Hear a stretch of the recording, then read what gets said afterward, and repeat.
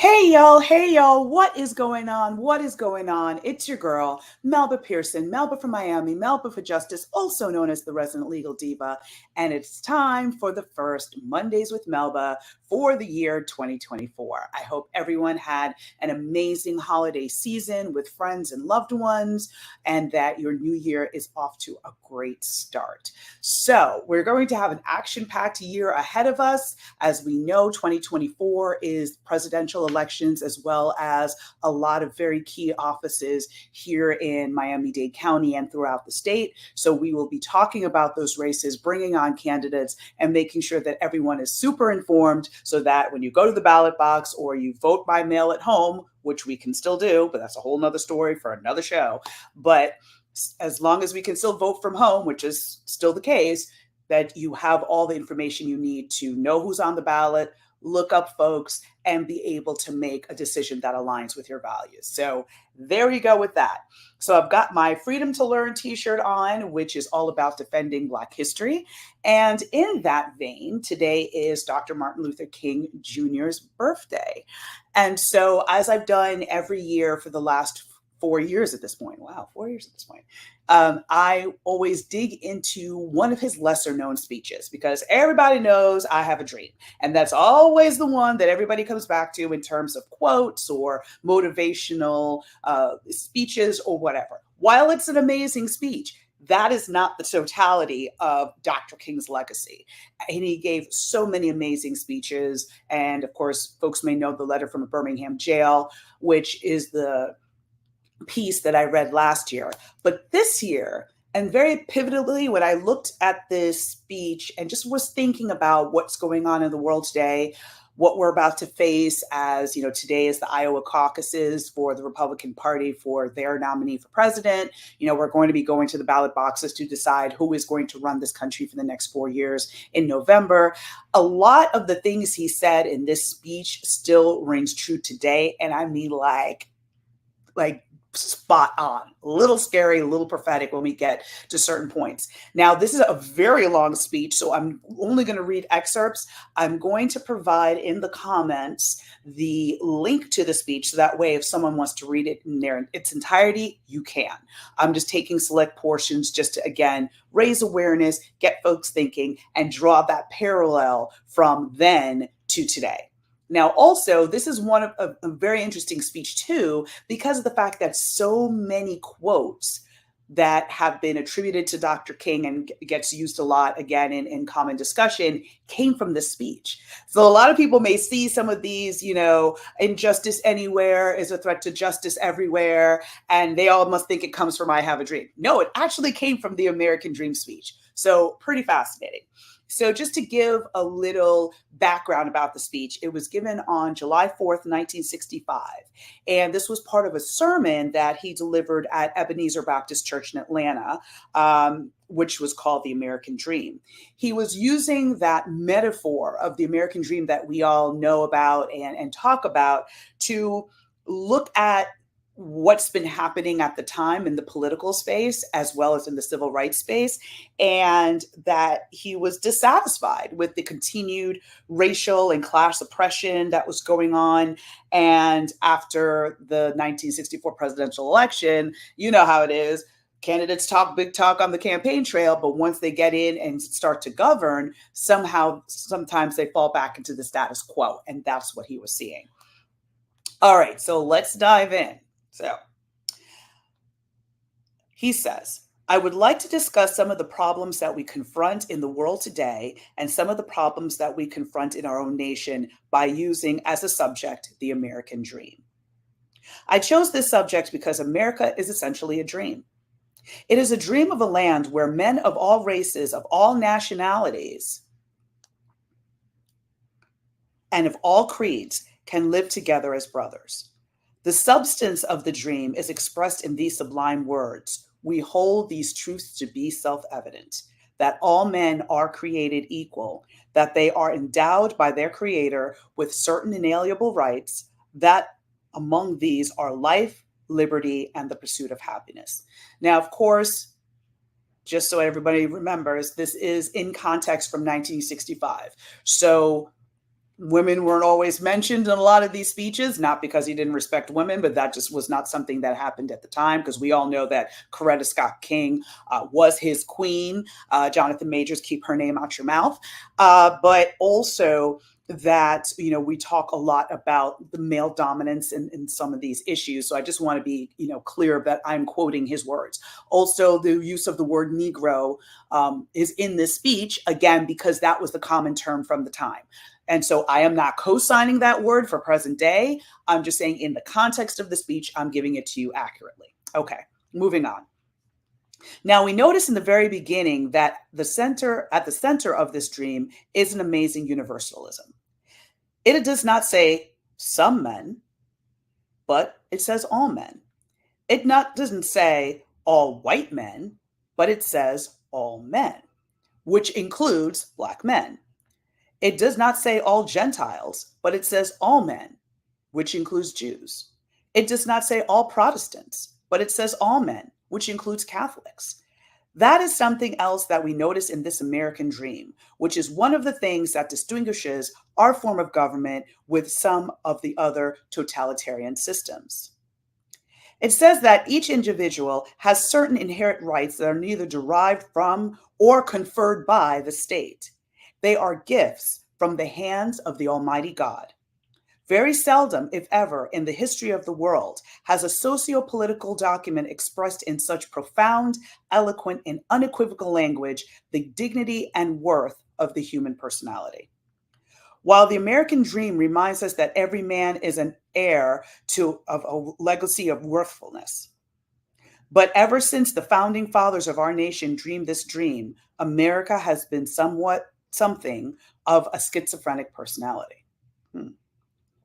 On the one hand, we have proudly professed the noble principles of democracy. On the other hand, we have sadly practiced the very antithesis of those principles. Indeed, slavery and segregation have been strange paradoxes in a nation founded on the principle that all men are created equal. But now, more than ever before, America is challenged to realize its noble dream. For the shape of the world today does not permit us the luxury of an anemic democracy. Ooh. Thinking about January 6th, thinking about, stripping away voting rights, stripping away some of the protections that have been in place since the civil rights era. So we're talking 1964, 1968, resulting in an anemic democracy. More food for thought. And the price that the United States must pay for the continued exploitation and oppression of the Negro and other minority groups is the price of its own destruction. There are approximately 2,700,000,000 people in the world, again, as of 1965, and the vast majority of these people live in Asia and Africa. For years, most of these people have been dominated politically, exploited economically, segregated, and humiliated by some foreign power. Today, they are gaining that independence. More than 1,600,000,000 of the former 1,900,000,000 colonial subjects have their independence today, and they are saying in no uncertain terms that racism and colonialism must go. Again, as we kind of look at the shift in politics throughout the globe, when we're looking at coups in certain areas, we're seeing different Caribbean nations removing themselves from the Commonwealth. They are saying, we don't want any more association with colonial mindsets. Moving on. So in a real sense, our hour is late and the clock of destiny is ticking out, and we must act now before it is too late. It is trite but urgently true that if America is to remain a first-class nation, she can no longer have second-class citizens. I must rush on to say that we must not seek to solve this problem merely to meet the communist challenge. Okay, remember McCarthyism, all of that was happening during that time. We must not seek to do it merely to appeal to Asian and African peoples. In the final analysis, racial discrimination must be uprooted from our society because it is morally wrong. It must be done because segregation stands against all of the noble precepts of our Judeo-Christian heritage. It must be done because segregation substitutes an I it relationship for the I thou relationship and ends up relegating persons to the status of things. And so this problem must be solved not merely because it is diplomatically expedient, but because it is morally compelling. So every person of goodwill in this nation is called upon to work passionately and unrelentingly to realize the American dream. And the persons who are working to do this are not dangerous agitators. They are not dangerous rabble rousers, but they are persons working to save the soul of America. Whew. I mean, when you think about that, that is a call to arms for everyone who, from that moral perspective, understand that marginalizing other groups is wrong. You can swap out from, African American to look at the LGBTQ plus community. Think about the struggles that Black women are encountering now with higher death rates when they choose to give birth, higher rates of homicide, not necessarily at the hands of their partner, or even if so, it's not thoroughly investigated to be able to bring closure. And of course, the targeting of Black women when they ascend to higher positions and the power structure feels threatened and finds different ways to tear them down, i.e., Claudine Gay.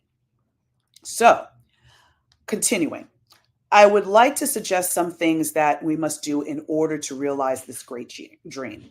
First, we must begin with a world perspective, for we will not be able to realize the American dream until we work to realize a world dream for peace and brotherhood and goodwill. The world we live in is a geographical one, and now we are challenged to make it a spiritual one. Now, it is true that the geographical oneness of this age in which we live was brought into being to a large extent through man's scientific ingenuity. Skipping ahead a little bit more. Now, through our moral and ethical commitment, we must make of it a brotherhood, and we must all learn to live together as brothers, or we will all perish together as fools. One of my favorite Dr. King quotes, again, from this speech, The American Dream. Every individual must learn this. Every nation must learn this. Every nation must realize its dependence on other nations. All I'm saying is simply this, that all life is interrelated. We are tied in an inescapable network of mutuality, tied in a single garment of destiny. And whatever it affects one directly, it affects all indirectly. And as long as there is extreme poverty in this world, no one can be totally rich, even if he has $1 billion. As long as diseases are rampant and millions of people cannot expect to live more than 28 or 30 years, no one can be totally healthy, even if he just got a checkup in the finest clinic of the nation. Strangely enough, I can never be what I ought to be until you are what you ought to be. I'm going to read this one again. I can never be what I ought to be until you are what you ought to be. And I can never be what you ought to be until I am what I ought to be. This is the interrelated structure of reality. So no matter what, no matter how some folks try to separate themselves and say they're better than, or whatever the case may be, we're all interconnected. And again, we're all trying to move through this thing called life together. So figure out a way to work it out, or we end up perishing together as fools.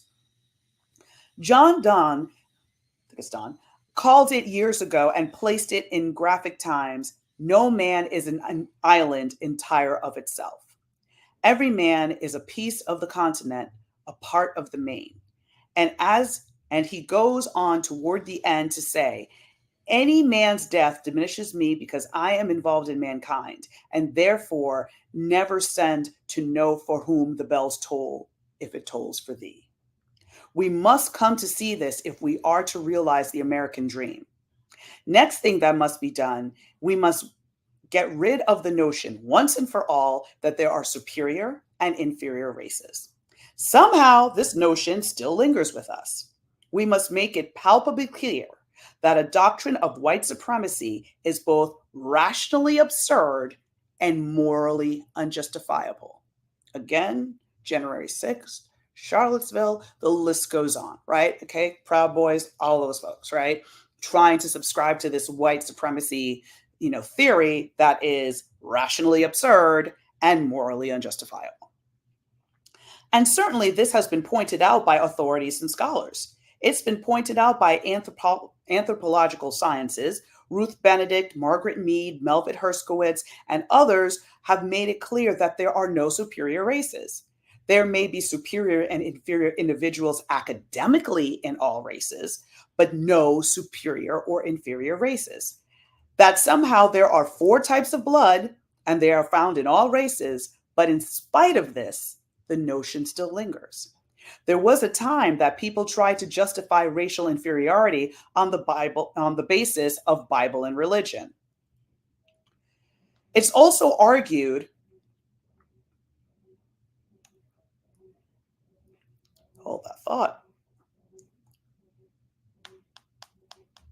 This is just so deep. Like sometimes, like as I'm reading it, I just get like woof because he is really just hitting it on all points in so many different ways.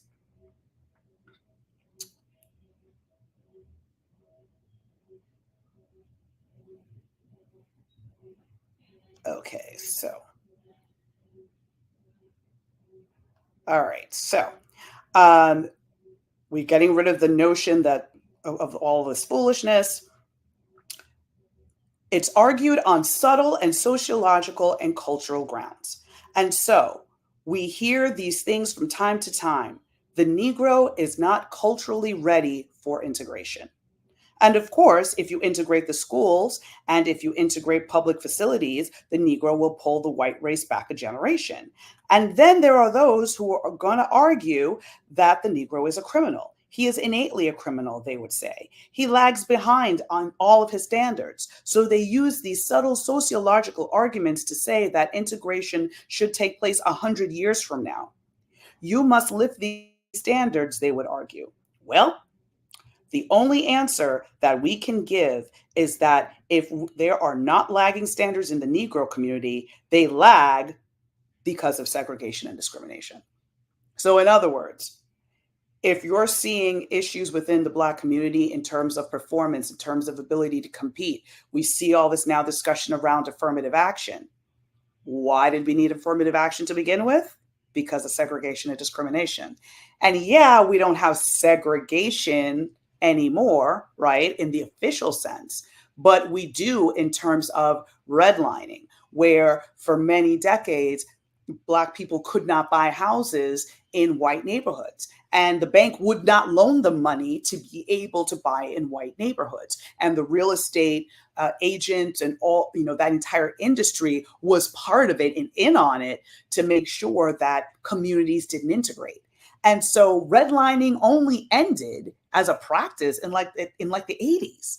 So we're still looking at an entire generation of people who did not get that generational wealth that comes with owning a house in, a good place where you can get a second mortgage on it to be able to send your kids to college or to help them pay off debt or things like that.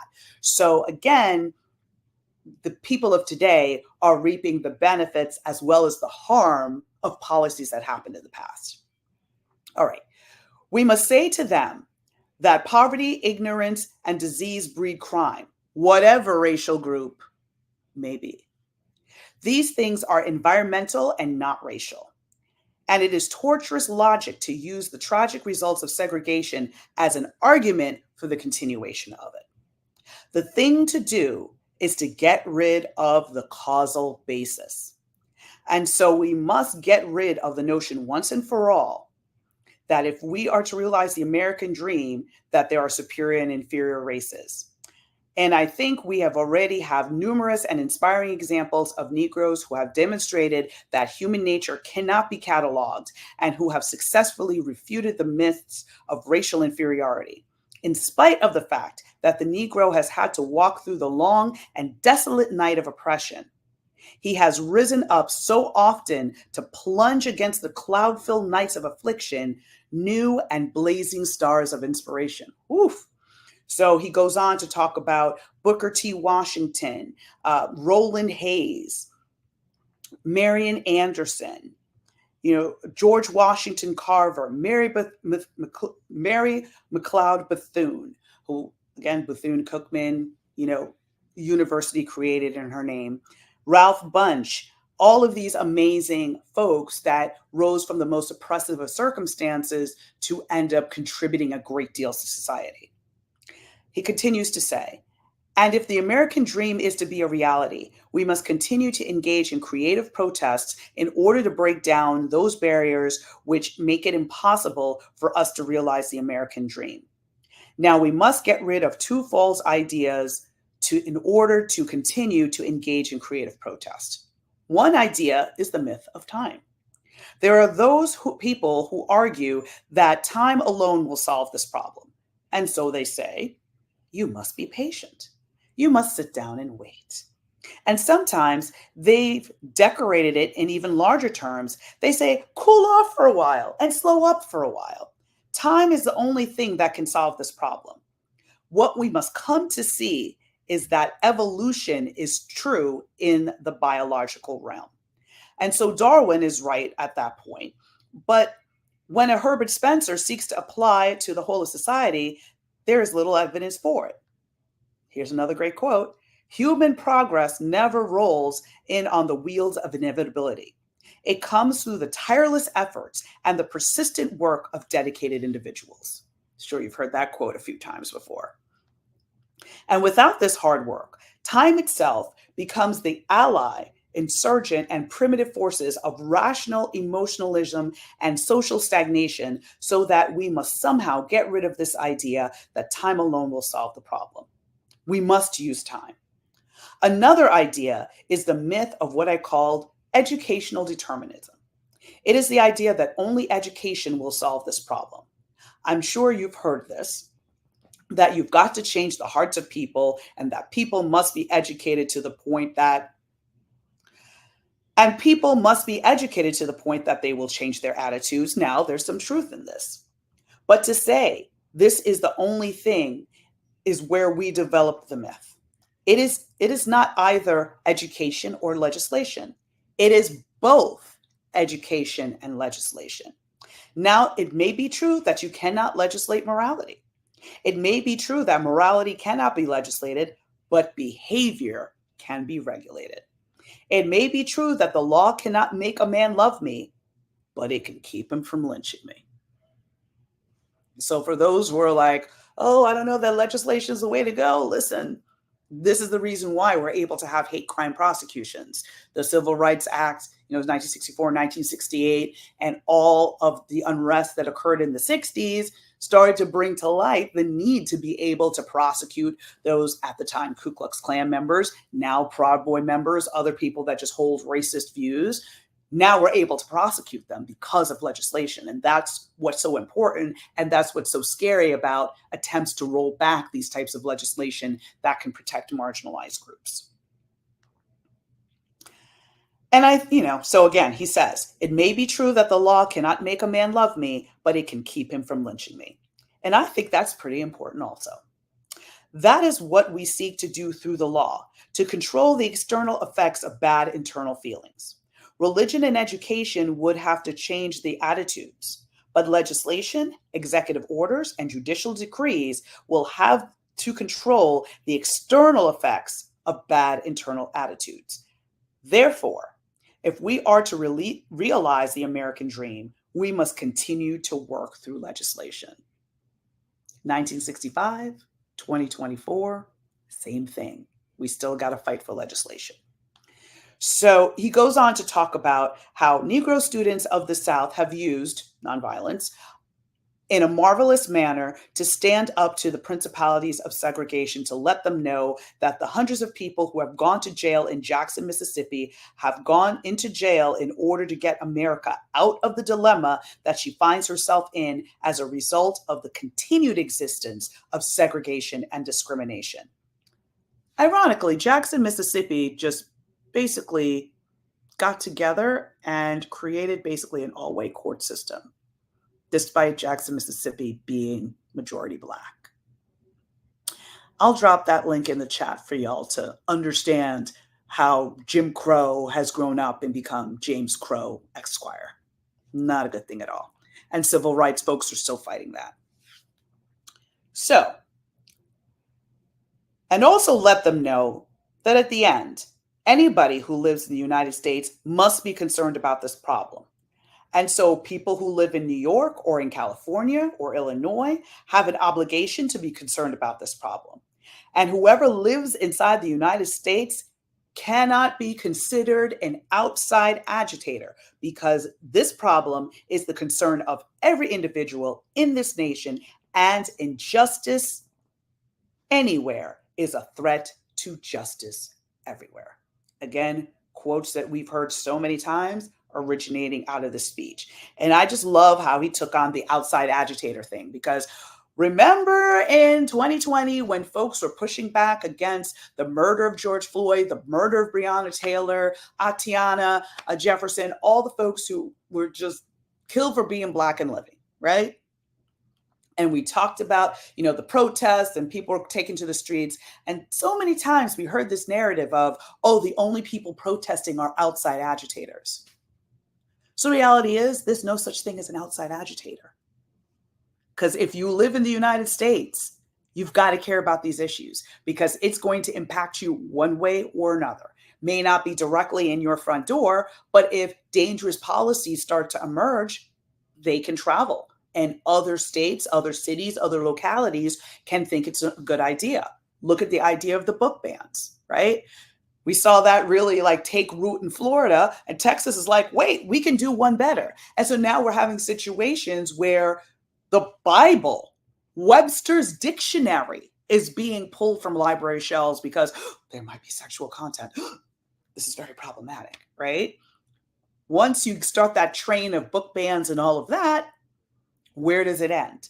So you can't be an outside agitator if you're concerned about that issue, because it is something that can impact you. If it's not now, it can impact you soon. Okay.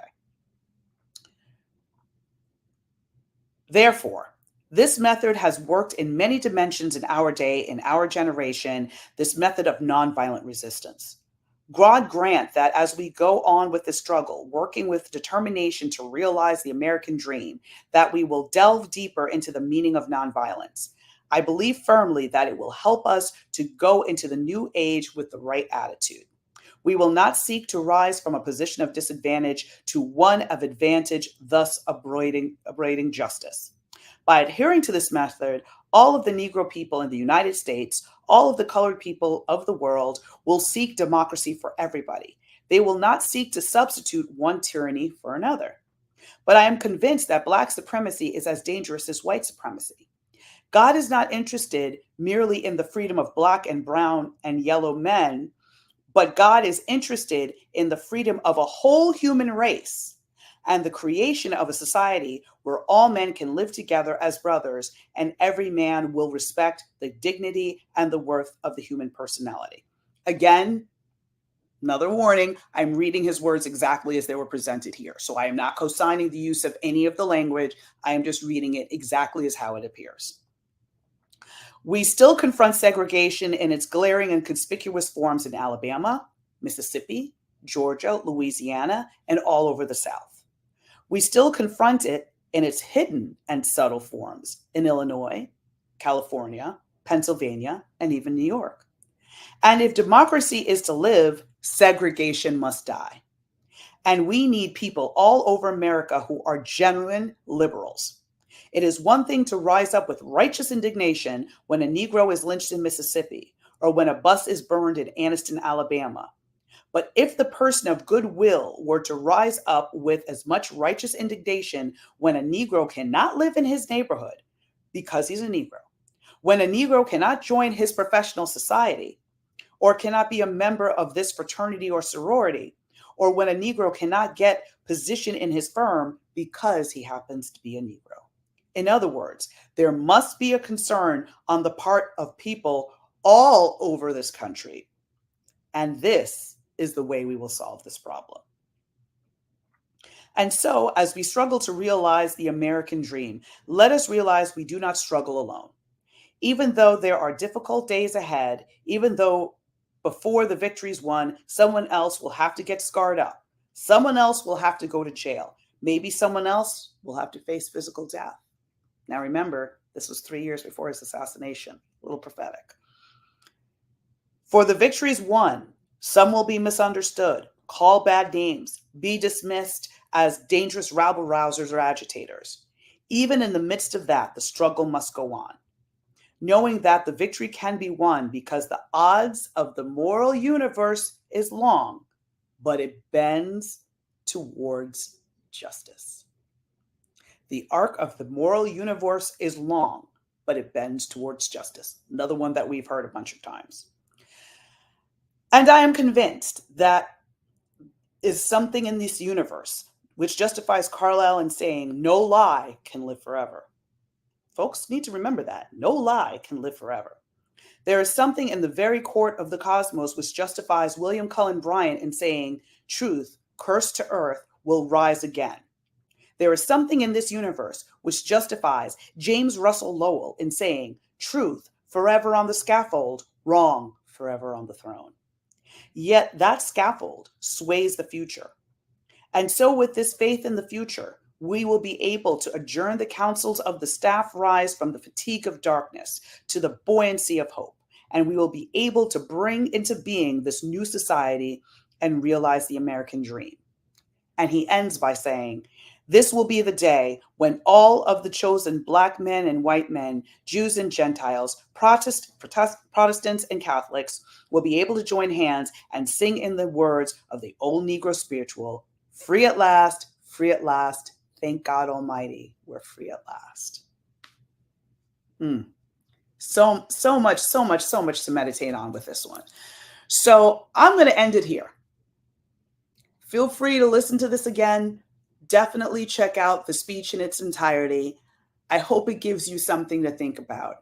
And I hope that in hearing his words, you feel inspired to take on some issue this year, whether it be educating your friends and family about who's on the ballot, or learning more about election protection and how to serve as a poll worker or assisting people in terms of accessing their right to vote, or whether it's, assisting the LGBT community and getting full equality, especially our trans, community members, whether it's engaging in advocacy around one particular bill, whether it's, let's